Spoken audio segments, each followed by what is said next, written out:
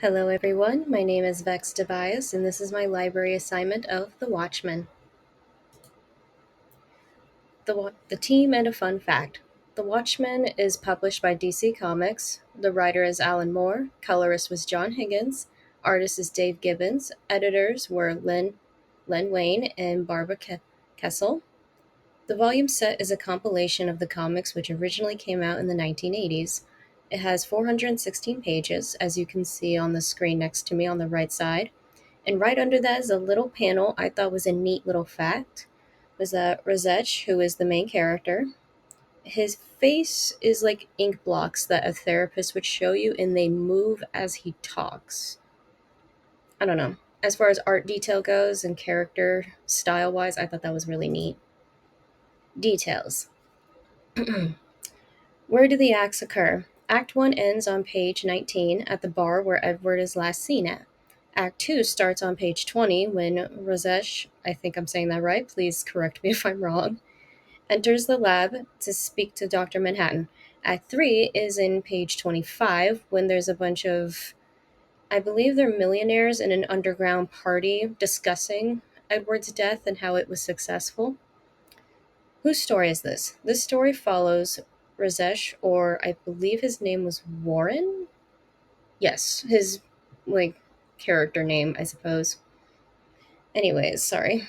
And the murder of an old friend. The resolution is left on a cliffhanger for the next volume set, but as far as I've read, it has a very clear beginning and middle. Character arc. This one was a little bit tricky, so what I did was it made great use of transitions in Act 2 by progressing the plot by showing that not all the team members were friends and some were strictly there for work purposes, like Rajesh or Dr. Manhattan. It's clearly seen that they have history, but more like they were coworkers at best. They were not friends. A main character arc I would see is ironically the person who died, who is called the comedian. Basically, his story shows that just because you don a cape and a mask doesn't mean you're a good person.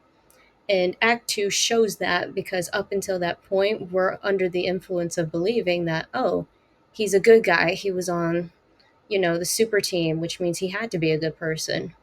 Which, after some character revealing from, I believe her name was Lori, shows that no, he was not, in fact, a good person. Yes, he did the right thing at the end of the day, like stop bank robbers and terrorist acts, but that doesn't make him a good person. If you read the comic, you'll understand what I mean.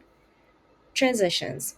Gibbons uses use of 8 panels to 9 panels per page made sure to cram in as much information in as little space as possible, also using the Z method for comic dialogue.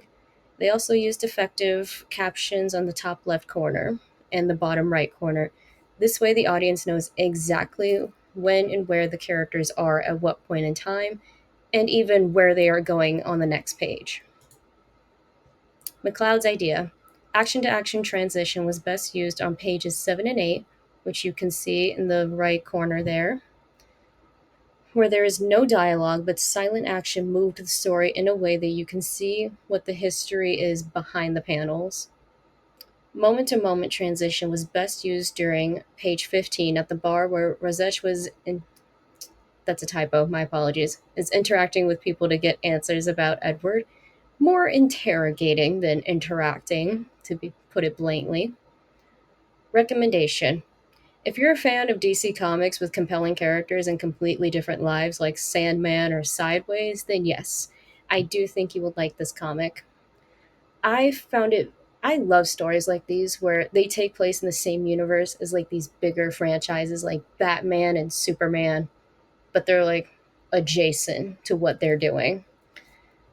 It kind of reminds me of Guardians of the Galaxy in the Marvel Cinematic Universe, where they're over here, but the Avengers are over here. They're in the same universe, they just don't interact very much. That's what I feel like The Watchmen is, along with cool stories like Sandman and Sideways. They're all in the same universe as DC Comics. Sometimes they just don't interact with like the main heroes as often. I do recommend this to my friends because I have some who are comic book artists and colorists who would really enjoy these cool looking panels. But they're also diehard Marvel fans, and it's going to be kind of tricky to convince them to want to read anything DC. Closing words. Overall, I think I got everything in my analysis. Story wise, very interesting. Like I said, it takes place in the same universe as the Justice League. It just tackles different storylines and has very interesting and compelling characters. I would actually go back to read Volume 2 just to see how this ends and who actually murdered Edward. But thank you for your time. Let me know in the comments if I missed anything.